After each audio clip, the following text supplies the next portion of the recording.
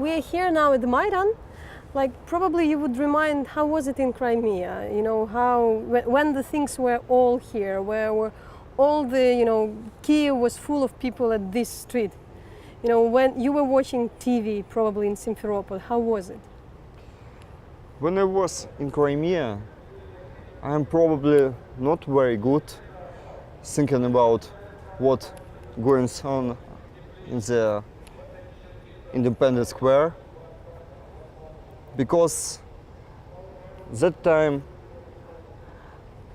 I looked only Russian TV, and now I given the name for the Russian TV only like poison, and I was poisoned. I didn't understand what's going on, but 16 February I was here. You've come. Yeah, I'm come, and I was here, and I looking around, and I saw that people,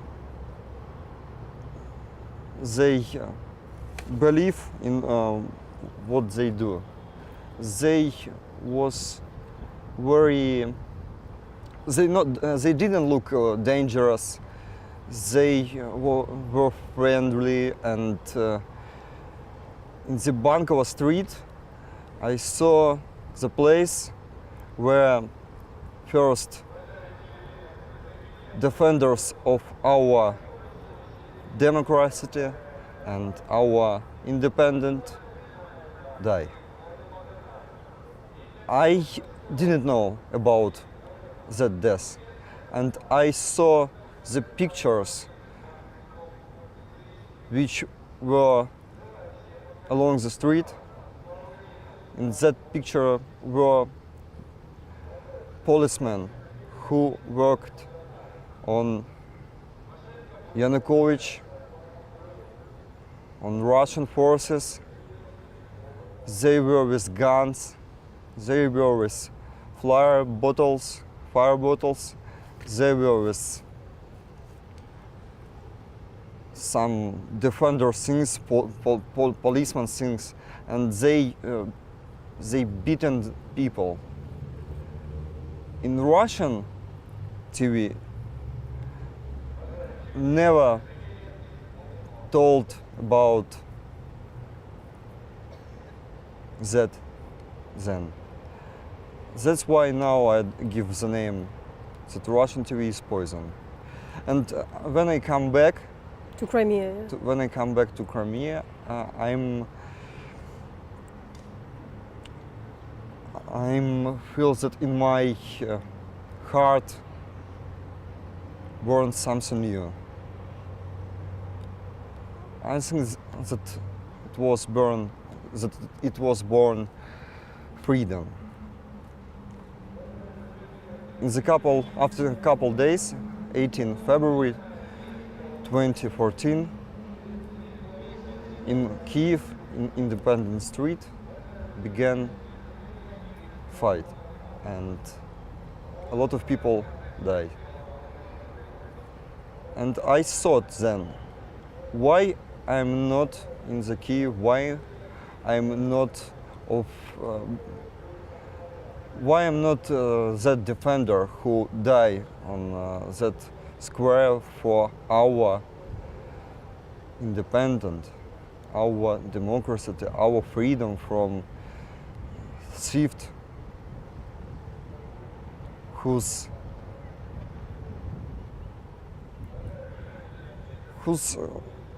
in our government, and people want to be free from them. What did you start to do in Crimea? So you are back, you've seen this massacre in Kyiv while you were in Simferopol. So there were some people in your Maidan Crimea there. So what you started to do? I'm decided that I should do something, that I will exit to our central square and I will meet another public who want to told her protest against the government who killed the people in the Kyiv, and we wanted to say that they should go away. It was February, the end of February. It was like something like the end of February 2014. Yes, yes. It was 23rd February 2013. Yeah. And so then where? Then there were a couple of days of this confusion, and then more or less the annexation has started. From 26 February till 27 February, Russian forces, they made invasion in Crimea. And when I woke up 27 February 2014, I saw that all my Simferopol, all my native city, all my Crimea, that everywhere were Russian forces. It was people with guns, with automatic guns, and they give their guns to the local forces who want to make invasion, who wanted to make annexion of the Crimea. And I decided that I need to do something. I called to all my friends whose I met in the public protest 23rd February, 26th February, and I told them that we need to do something. We need to make some organization who will help our forces, our people, to make their own protest, to survive, and we need organized to make defense to Russian forces. What do you mean by defense, like civil defense, or what did you mean? It was defense, like, yes, like civil defense. We made volunteers center, and we teach people to make medicine help. And we open score, and people put the money on that score, and we bought a lot of accessories, a lot of food. So you said you open account. Account. Account. Yeah. You open account. Account, and people put the money on that account, and we bought a lot of accessories, food, and some clothes, and we brought it to our army forces, and trying to help with something. And also we organized the protest. It was April. It was. It was March, yeah. It was 8 March, and it was day of born Taras Grigorievich Shevchenko, Ukrainian poet. It was 10,000 of Ukrainians who told then that we want to be part of Ukraine, that we want to stay in Crimea like a part of Ukraine. Look, there was the annexation later, and people had become frightened. But so, when were you arrested? What then happened afterwards?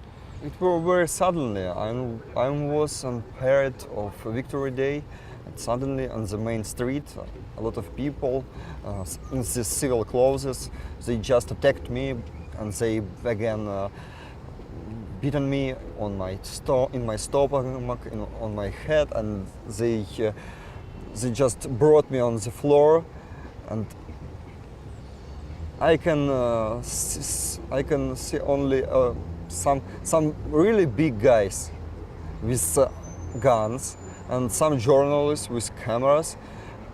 They make some stories, and they it's the last what I saw over there. They put the bag on my head, They bring me to the car, just brought me in the car, and they said on me, we are going to the forest, and I will dig for myself grave, yeah, yes, and they will kill me if I will not give the testimonies for myself.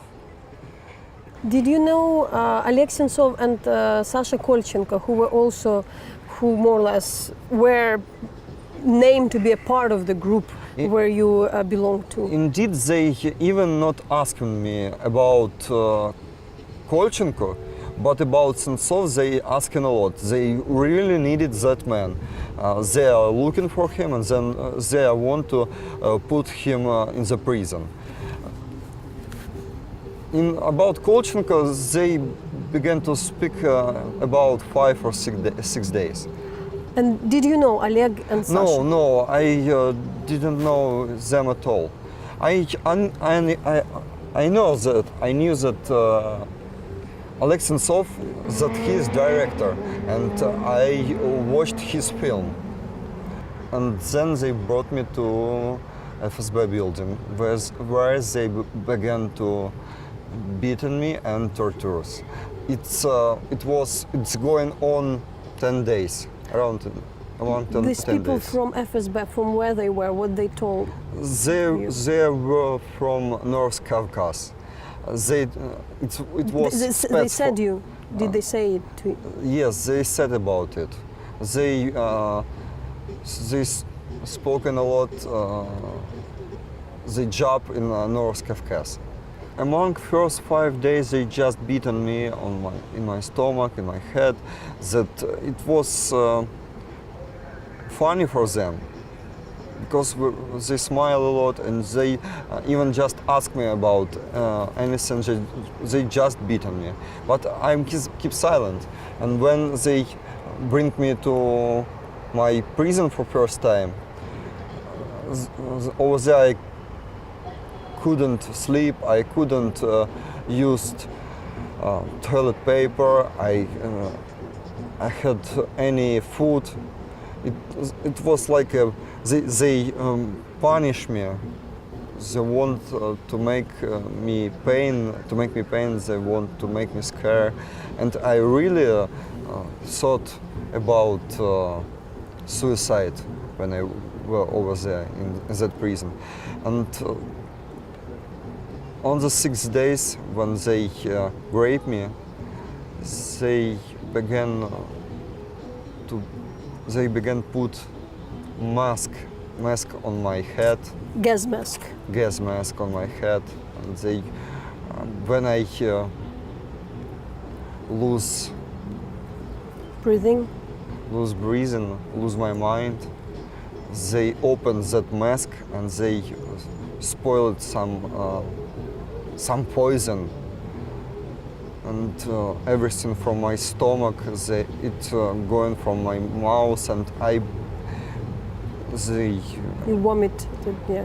And I should to drink it all, and it's going to inside me, and I could breathe, and I began to lose my mind again, and it happens again and again, and and even then they didn't ask me for anything, but sometimes they said, you should make your signatures in the papers, or you will die in your own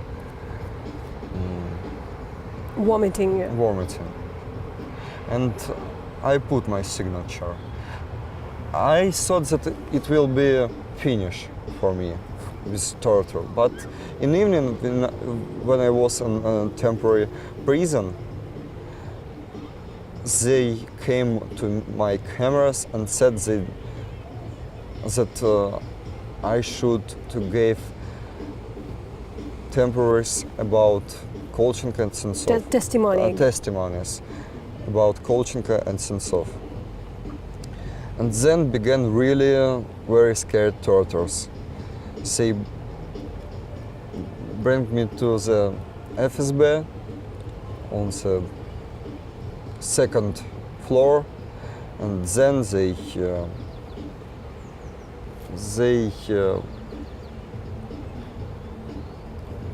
put on my genitals wires and began to bite me by electricity. It was very hard to didn't lose mind, to keep silent, to not cry, to not make tears from eye, because they looked on me and smiled. I couldn't to feel it anymore, and I put the signatures on guys who really didn't make anything in Crimea, who not guilty. But they have any evidence on guys, and they want that I'm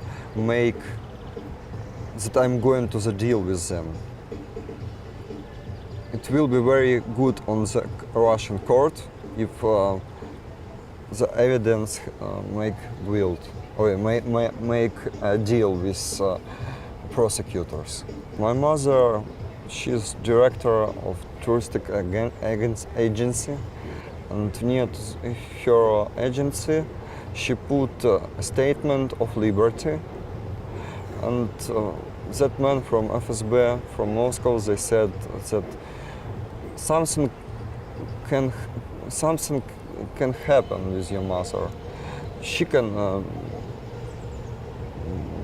her car can crash, or we can put her in prison because she is spy of America, and we will do everything with her what we doing now with you. It's their words, and I really believe them that they can do it. That they will do the same with her that you... Yes, that they can do everything with everybody, because it's Soviet Union forces. It's their methods. They killed and they grab people and do with them everything they want. They undressed me and put on the floor. Then they took some iron tools. It was very warm. They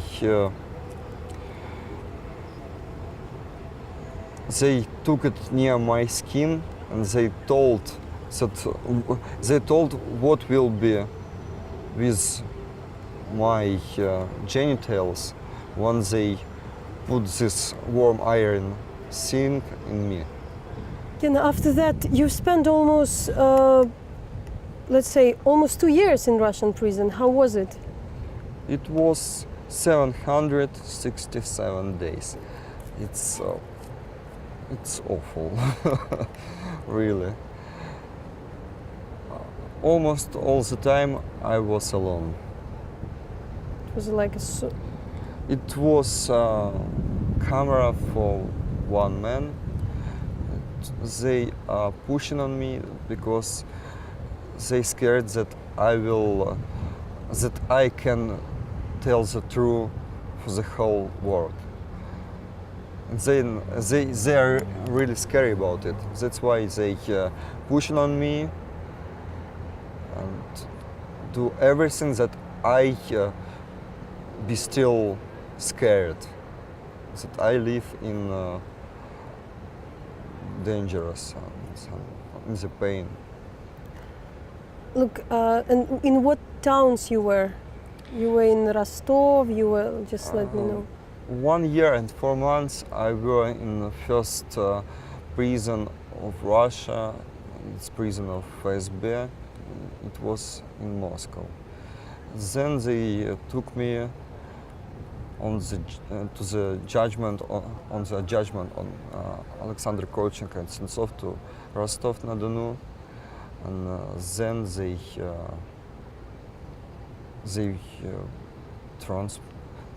transport me to this public army at modern gulag. It was near Vorkuta. Near Vorkuta. It's where the Soviet prisoners were. Nothing changed, nothing. The place where people live in 1937. During the Stalin time, yeah. And Gena, but last August, when you were in the court hearing against Kolchenko and Sentsov, you were very brave to say that in the end, that what you have done, your testimony was done under the tortures, which more or less killed the case of Kolchenko and Sentsov, if you speak about the prosecution. So how you get to this decision and what happened next? To after more or less a year to tell that, while being in Russian prison, to tell that, that was lie, they tortured you, you were still a prisoner. So there was a risk for you about telling that. I asked me all the time, what should I do? And I decided that if I will wait to the court of them and I will make surprise for prosecutors, I will destroy all evidence and the guys will be free.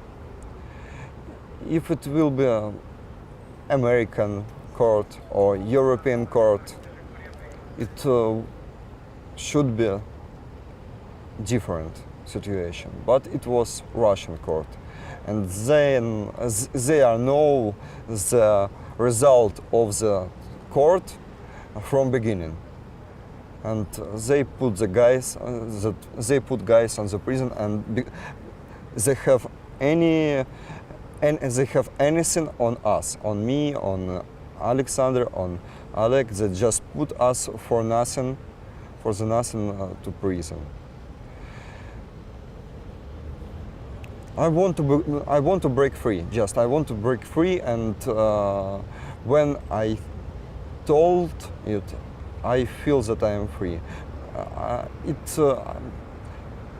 That time I was very scared because I didn't know what it will be in future, what they will do with me, because they said about some sexual thing with me, about Vorkuta, about Norse beer, that I will live with that beer in the forest, and they will kill me, and they make some new card for me, and I decided that I will be happy if they will do everything they proposed me. I want only for one, I want that guys be free, that guys break free, and I'm happy that I became become to this, and I told. What would you say to Oleg and Sasha, who are still there in prison? I want to say sorry, guys, and that I will be fighting for you, that I will do anything for your freedom. I will tell my story to the whole countries, to the whole world. I will tell about tortures, about my pain, about my scared, about everything that Russian investigators do in my native, and what investigators do in their own land in Russia, how they killed people in the prison, and what they do with people in their torturous cabinet. I want that that the whole world know, and that they make more sanctions on Russia. I think that it will help to fight the freedom for our guys, for our citizens, for Ukrainians. Now you're here, so what are you doing? How is it back home? To be honest, it's almost 3 weeks. 3 weeks, I'm here. I even don't understand nothing, because from the morning till the evening I work and work. I have a lot of job. I speak with journalists, with families of guys who in the prison, and I look around.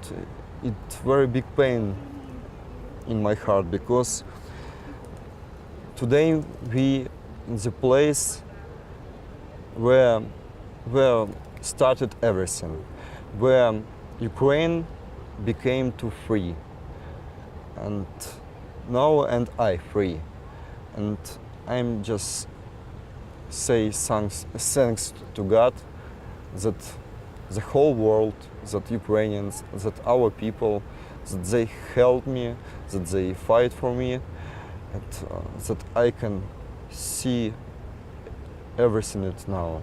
I'm very happy. It's very big. I'm very thankful. You said once that you missing Crimea. I'm very missing Crimea, because everything what I have, my house, my cat, my parents, my friends, the sea and mountains, the Russian investigators, they stole everything from me, and now I have nothing. Only this land and these people. But my native, the place where I born, they steal it from me, and I will be fighting for my land, for my Crimea.